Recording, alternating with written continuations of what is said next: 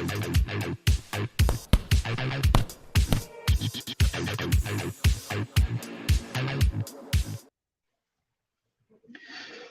boxing fans around the world. Thank you for joining me once again here on Talk and Fight for another episode of Boxing News Today. And we're going to start off with a couple of the results that have come in from the weekend of a variety of fights from around the world. Let's have a quick look here. Taking place at the Save Mart Center in Fresno, California. Former super lightweight champion Jose Carlos Ramirez defeated ex-champion Jose Pedraza by unanimous decision. And Ramirez is now 27-1, 17 knockouts, went back to his winning ways. Following last May's decision, lost to Josh Taylor in a matchup for the undisputed title. Pedraza, by the way, is 29-4 with 14 knockouts, had some success in the middle rounds, keeping Ramirez at bay. But Ramirez was up by 2 points on all three judges' scorecards entering the 11th round, and he turned up the pressure. Scores were 116-112 on the three judges' scorecards. Ramirez said, Jose Pedraza is a smart and experienced fighter. He was going to find a way to survive and fight. He was fighting until the end of the fight. Hats off to him and his team. He was well prepared. It was a great fight. I will come back. I will work. I will stay focused and active, Pedraza said. Good for them. Elsewhere in California, the next night at the Pachanga Arena in San Diego, Nicaraguan Roman Chocolatito Gonzalez convincingly won his fight by unanimous decision over intrepid, courageous Mexican Julio Cesar Rey Martinez, lifting aloft the super flyweight diamond belt of the WBC. From the outset, Roman Gonzalez, who's 34, 7 years a senior, used guile, accuracy, and mobility during the first third of the fight, connecting with more power shots, especially straight right hands. The best moment of Rey was in the third when he landed a left-right combination that gave the legend pause for thought. Towards the sixth round, Gonzalez punished Cesar with his right hand and made him stagger. But the bell saved Rey, who fought back magnificently with valor. He withstood. In the seventh, the Nicaraguan patiently maintained the onslaught level on Martinez with right leads, left hooks, sinking bodywork, and combinations which hurt Julio Cesar, who was in magnificent shape, absorbed and never stopped throwing back leather. In the eighth and ninth rounds, Rey Martinez contained the attacks of Chocolatito, trying to prudently measure his distance. He had been switching his stance to southpaw. But Roman was sweetly deflecting punches off his toffee-colored gloves and constantly snapping Rey's head back, eye-watering power punches. In the 11th round, Martinez, knowing he was well down on the cards, came out more aggressively and threw right-hand shots and wide-angled hooks. Unfazed, Roman kept coming, forcing Rey on the ropes, maintaining the unrelenting tempo which inflamed the face of his rival, who, in spite of the firestorm, showed resolute heart. Roman took advantage of Rey's gnawing fatigue and punished his body. Rey responded with clipping right hands until the bell. Gonzalez, who won the WBC Diamond Belt with the win, with scores of 118, 110, 117, 111, and 116, 112. And the WBC Diamond Belt is an iconic trophy that has been awarded to commemorate special fights. Some of the previous Diamond Belt winners include Floyd Mayweather, Manny Pacquiao, Sergio Martinez, Mickey Garcia, Bernard Hopkins, and Canelo Alvarez. Elsewhere, let's take a quick look around the world. Oh, no, let's stay in Pachanga Arena in San Diego, where we saw Suleiman Casico retain his WBA Intercontinental Super Welterweight Championship in a tremendous performance against Mexican Fernando Valenzuela Jr., whom he defeated by unanimous decision, as I said, in the Pachanga Arena, which is in California, San Diego, California. The Senegal-born Frenchman came out of the cards 190, 9991, 9991 after battling the Mexican fighter in a very interesting fight. For the full details of their fight, please go to boxing247.com. Elsewhere, down in Kenya, halfway around the world, at the Charter Hall in Nairobi. In his first fight back since coming up short against Ghanaian star Joseph Akbiko, Kenyan veteran Gabriel Oching captured the vacant WBO All-Africa Bantamweight title. That was this past Saturday night, March 5th. Oching, a former WBO international champion, defeated undefeated Tanzanian co-challenger Megbaruk Suleiman in explosive fashion in the main event of the Charter Hall in Nairobi, promoted by MNX Boxing Promotions. It was short but sweet as the two warriors went straight at each other from the first bell and traded bombs until Ochieng landed a perfectly placed left uppercut to the solar plexus of Suleimani, sending him down for the full count. Referee Francis Orlando waved it off at 1:59 of the first round, putting an end to the fight, which was never going to last long and only a matter of who landed the decisive blow first. With the victory, hard-punching southpaw Ochieng improved his professional record to 28-1 with 60 knockouts since making his pro debut in 2009. Suleimani loses for the first time, dropping to 5-1-2 with 5 knockouts. Back across the pond, we'll go to Bethlehem, Pennsylvania, where an upcoming fight has made some changes here. Due to an injury to Davar Fahadi, Ryan Adams has answered the call to face Kaneil Wheeler in an 8-round super middleweight main event that will take place next Friday night. That's this Friday night, March 11th, at the Wind Creek Event Center in Bethlehem, Pennsylvania. Adams, who fights out of St. Louis, Missouri, has a record of 8-4-1 with 6 knockouts.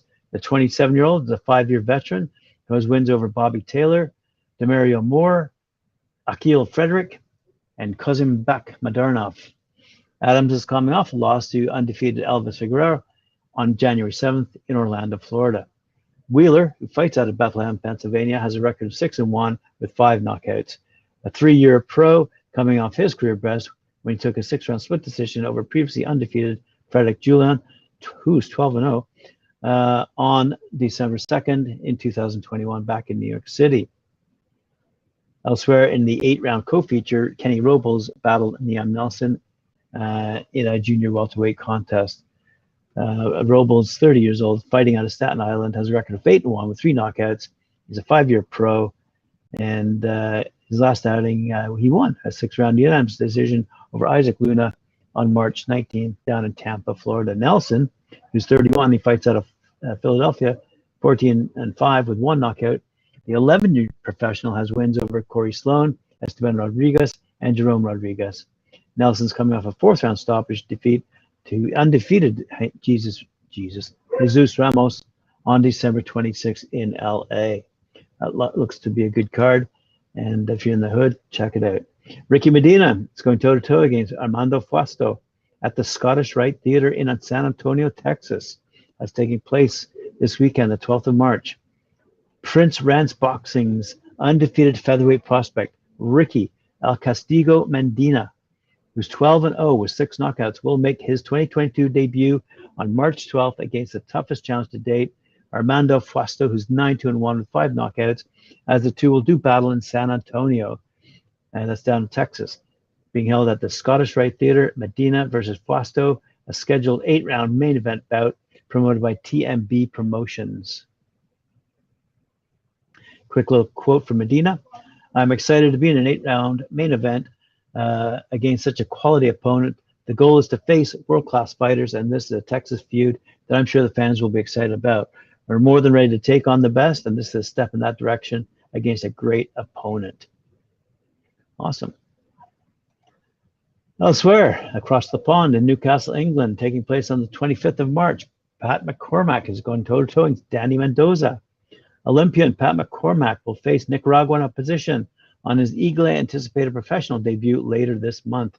The exceptional GB amateur, who won the silver medal at the Tokyo Games last summer, is scheduled to meet Danny Mendoza, who's 6-7 with 4 knockouts, over 6 rounds in Newcastle on Friday, as I said, March 25th. There's a huge buzz about the pro debut of McCormack after a stellar amateur career that saw him secure Commonwealth Games gold and silvers at the World Amateur Championships and European Championships, as well as his Olympic medal from Japan.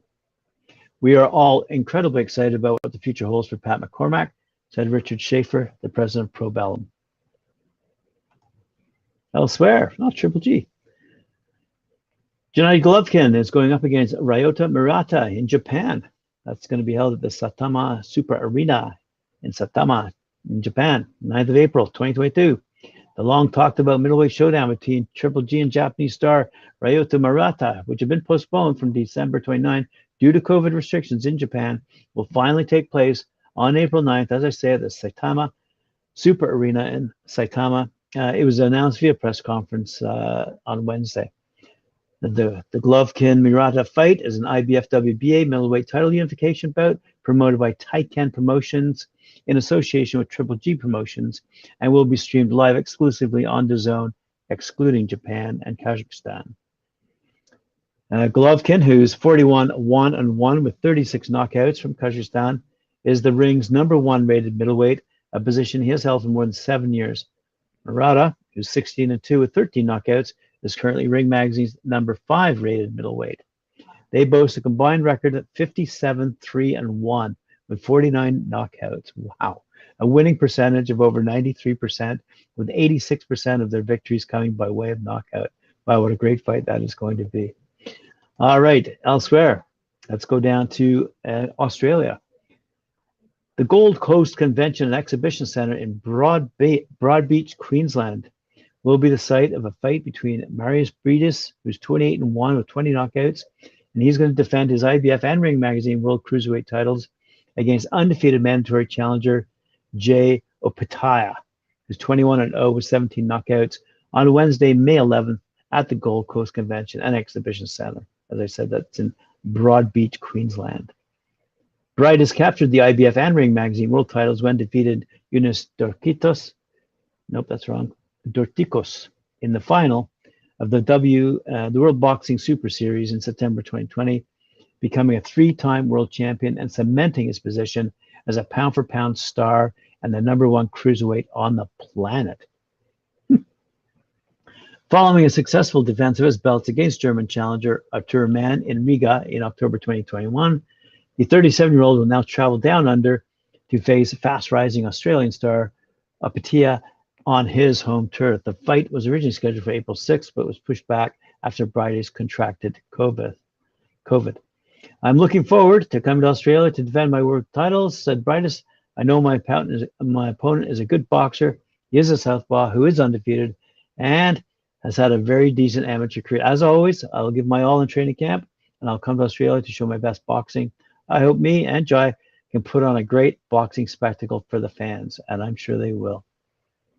For his part, by the way, Sydney-born southpaw Apatia is a decorated amateur who won a bronze medal at the 2012 Youth World Championships and has represented Australia at the 2012 Olympics and 2014 Commonwealth Games. Following his amateur success, the 26-year-old made his professional debut in 2015 and has earned his shot at Briedis' cruiserweight crown with an impressive run of 21 victories. Elsewhere, we see, speaking of that clogged heavyweight division, the WBA Championships Committee has announced the purse bidding for the bout between world heavyweight champion Trevor Bryan and official challenger Daniel Dubois, which will be held on Monday, March 14th, 2022. The bidding, which will be directed by Chairman of the Championships Committee, Carlos Chavez, will be held at 10 a.m. Eastern Time through a Zoom platform. The WBA sent the communication to both parties with all the purse bid proceeds explaining the rules and conditions for this type of situation. Bryan must defend the title against Dubois after having received a special permission to face Jonathan Guidry last January. Dubois is the mandatory challenger because he has held the division's interim title when the Pioneer Body's world title reduction plan kicked off. The American has a record of 22 wins, no losses, 15 knockouts, while Dubois has 17 wins, 1 loss, and 16 by knockout. And quickly for the final story of the day, we see that Shapiro Sports and Entertainment has announced the signing of undefeated super featherweight Ramiro Cesena. Cesena, 22 years old, from Baja, California, has a record of 14-0-1 with 11 knockouts. Very good. Cesena is managed by Legacy Sports Management. He said, I couldn't be more excited about signing with Shapiro Sports and Legacy. They have a great team that will get me the biggest fights I've been missing. I'm grateful for the opportunity to represent my country in Mexico, climb the rankings, and prove I'm here to stay. Hopefully I can fight Robson Canseco, Jamal Herring, or any of the top names in my weight class. Says Shane Shapiro, the president of Shapiro Sports Entertainment. I'm excited to bring Ramiro Cesena into the family. At only 22 years of age, Ramiro has some great wins on his resume, and he always shows the hallmarks of a classic Mexican fighter that we all love to watch: grit, determination, heart, and the appetite for a war. I'm ready to deliver him life-challenging opportunities here in the USA that all Mexican fighters seem to be built for. Fair enough. Good stuff. And we look forward to seeing Mike Orr at 4 for Knuckle Up. And thanks for joining me. Remember to like, share, subscribe, and hit that notification bell. As I said, see you at 4.